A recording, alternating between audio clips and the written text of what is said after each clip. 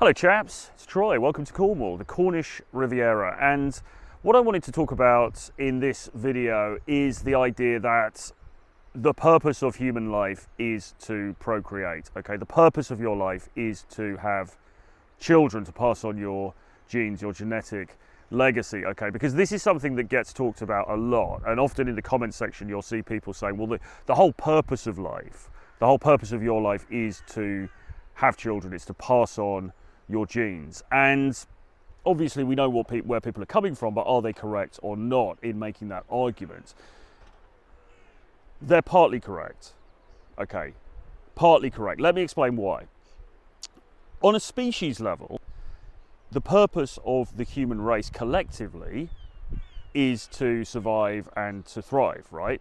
What is the purpose of, when you take it down to the genetic level, what is the purpose of an individual gene? Survival and replication, okay? So the gene has to survive and it has to replicate. In other words, it has to reproduce itself. It has to create another one, okay? So when you look at it on the level of the human animal, then the individual human animal, in order to maintain the whole species, in order to ensure the survival of the entire species, the collective of human beings is designed to reproduce and to replicate, okay?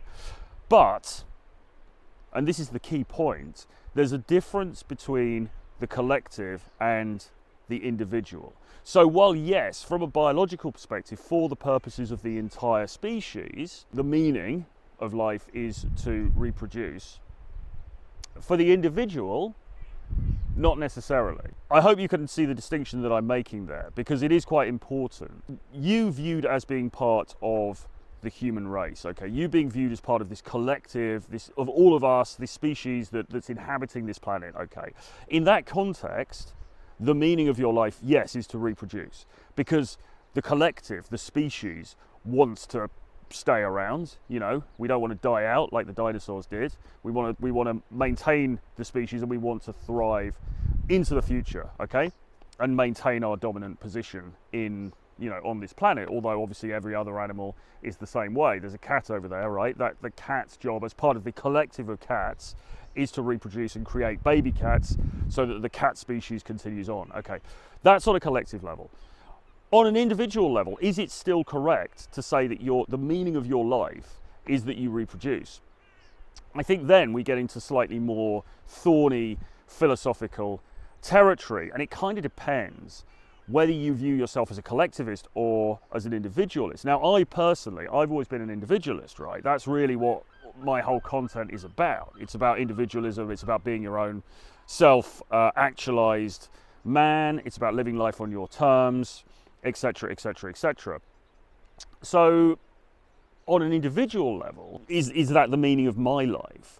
Well, not necessarily, okay? And, you know, when you speak to many people, as I have, who have children, you get a very varied picture, really, of whether it creates meaning in their life or not. I mean, for some people it does, for sure.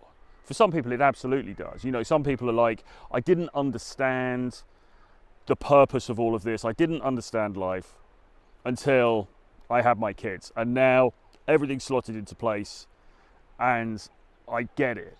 You know, I fulfill my purpose. And for some people that's absolutely true, but not for everybody, okay? Because other people might have a different goal.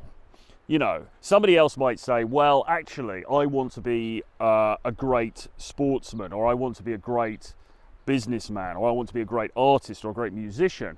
And in order to really do that, in order to really fulfill my destiny in doing that thing, I don't think that having a family, having children fits into that. And some people just don't really have that paternal urge in the same way. Now, does that mean that their life has no meaning? Absolutely not, because, you know, there are many examples of people who haven't had children who have made a huge, huge impact on the world, a huge impact on global consciousness through the work that they've created, through the innovations that they've made, through the discoveries that they've been responsible for, and so on and so forth, okay? So objectively, their lives still have meaning, okay?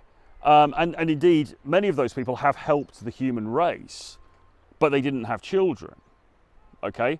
So I think it's problematic to make this overarching argument that people often make and say, well, you know, having offspring, spreading your seed and then passing on your genes, that is the meaning of life. Well, in one sense, yes, it's the meaning of human life collectively, because if nobody did that, if nobody reproduced, then the human species would die out. And obviously, as a species, you know, the vested interest of that collective is to maintain itself, to keep going, to thrive.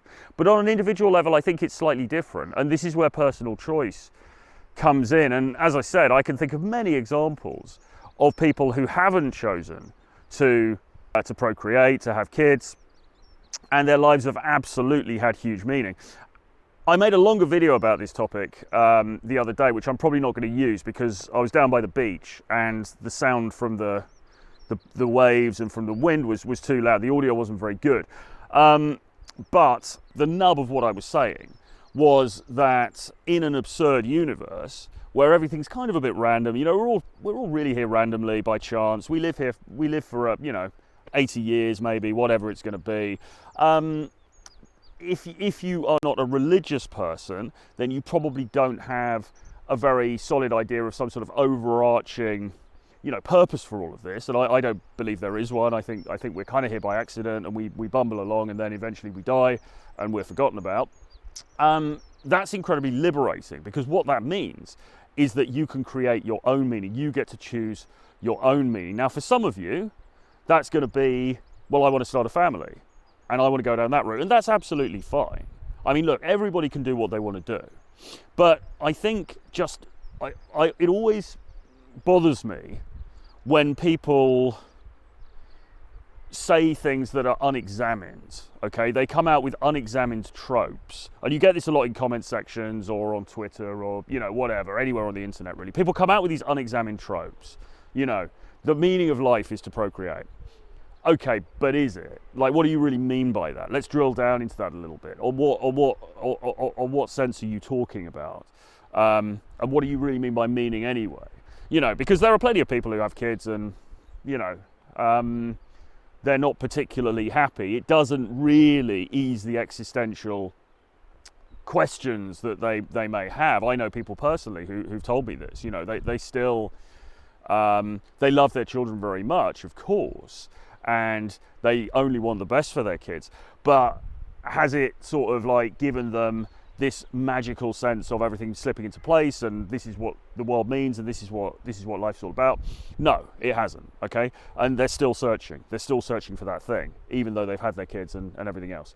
So I just think that when we're thinking about issues like this, we just need to think about it a little bit more, to be honest. And ultimately, really, in the end, whatever you do in your life, it's got to be your choice, right? I mean, you don't want to do something just because some idiot on the internet wrote, well, that's the meaning of life, so, you know, you've got to do it, son, you know.